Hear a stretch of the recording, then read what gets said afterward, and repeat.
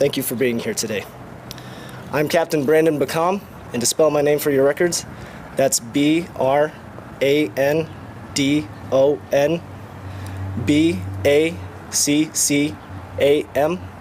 I'm the Public Affairs Officer for Colonel Ben Maitre.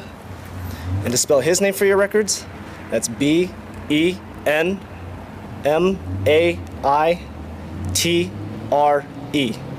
the Wing Commander, who is here to discuss the details behind last night's U-28 crash. We have 10 minutes for our press conference today, and we'll begin with the Commander's remarks, followed by 5 minutes for questions.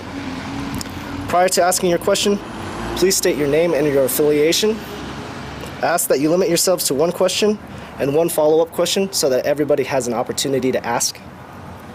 Please allow me to call upon you individually to ask your question.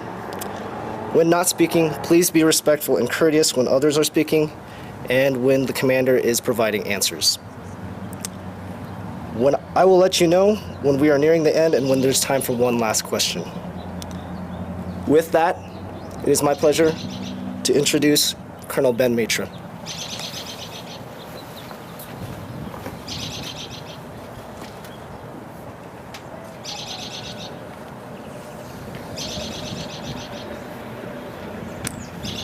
Good morning. On Tuesday evening at approximately 6:50 p.m., a U-28 aircraft assigned to Cannon Air Force Base crashed during a training sortie near Clovis Municipal Airport. The 3 crew members on board the aircraft perished in the crash. Local first responders and civic authorities reacted to the incident and put out a fire that was a result of the crash, and an investigation into the crash is currently in progress. Our focus right now is on taking care of our loved ones, friends, and our larger Air Commando family. Therefore, we will not release the names of those in the crash until 24 hours after next of kin notifications have been made. Our priority in the Wing's training and operational mission here at Cannon Air Force Base is on safe mission accomplishment. The investigation is intended to find out what happened to preclude future reoccurrence. Our aircrew and the aircraft they operate are well trained and well maintained. Last night, to fully react to this incident, we ceased local flying operations here at Cannon. Today, we've resumed flight operations with the temporary exception of the 318th Special Operations Squadron that operates the U-28. Before I take some of your questions, I'd like to first express our thanks and appreciation to local authorities and first responders that reacted to the incident, and also express our appreciation to our local communities, friends and partners that have expressed an outpouring of support for us as part of our larger community here on the High Plains. With that, I'd like to take some of your questions. My name is Rachel Goldhart. I work for News Channel 10 in Amarillo. When is the last time something like this happened here at Cannon Air Force Base? So we have not had an aircraft mishap involving fatalities here at Cannon Air Force Base for several years. The U-28 aircraft is a reliable, safely performing airplane that we fly thousands of hours on, and every year our air crews fly hundreds of hours to maintain their currency and proficiency. This is the first mishap in quite some time. My name is Leonard. I'm with KOB Eyewitness News 4 out of Albuquerque. Are we able to know the ages and or genders of the airmen that were killed in this crash? No, so at this time we're not going to release the details of the members involved. They were 3 active duty airmen assigned to Cannon Air Force Base. Again, the notification of those family members are in progress, and we'll release those names when that information can be done. Thank you. Shannon Wilson, KOAC7 Albuquerque. What is this plane used for particularly? So the Pilatus U-28 aircraft is an intelligence, surveillance, and reconnaissance platform. It's single engine with a crew of 3 to 4 personnel that performs on-station reconnaissance missions both for training here in the continental United States, and we deploy them overseas to contingency operations as well. Kevin Wilson, East Next News. What was the nature of the training sortie and what were the roles of the 3 involved? Okay, so the training sortie was a local profile in which our air crews will take the aircraft for several hours, operate here in eastern New Mexico or West Texas, and that can involve anything from tactical scenarios to pilot proficiency training, which is in and around airports just to safely fly and conduct takeoff, landing, and en route operations with the aircraft.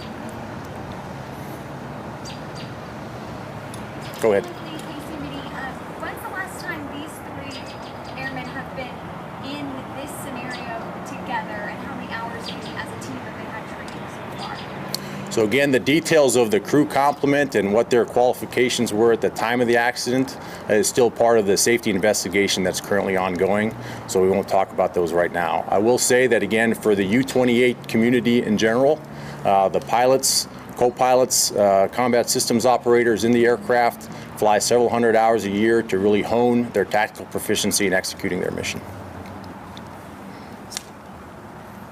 Do you know how approximately how fast they were going, or how high they were, or if they were coming in for a landing or taking off from the municipal airport in Clovis? Again, it'd be premature to speculate on those details at this time. Obviously, with the safety investigation in progress, right now we're working to secure all the data from both the wreckage and the documentation that went into the preparation and conduct of that sortie. Once that safety investigation goes through to its normal outcome, then some of that information will be releasable, but I won't speculate on the cause at this time. Ladies and gentlemen, we'll have time for about three more questions. We'll start with you in the blue room. Leonard from KOB again. How has this event affected the community of the Cannon Air Force Base? What are some of the emotions and response that you guys are getting from other crewmen and airmen here at the Air Force Base? Yeah, so I appreciate that thought and comment, and also again the outpouring of support we've gotten from off base to our community here on base. We at Cannon Air Force Base are a tight-knit installation and wing focused on getting the mission done, and obviously anytime an incident like this occurs, it hits us hard.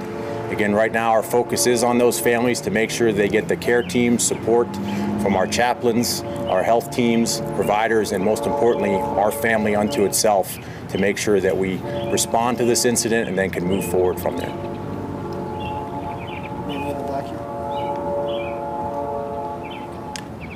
Go ahead. Is there any indication whatsoever in the moments leading up that something may have been wrong before maybe there was a fire in a plane on the ground? So right now we have no indications of a pre-existing condition prior to the crash occurring.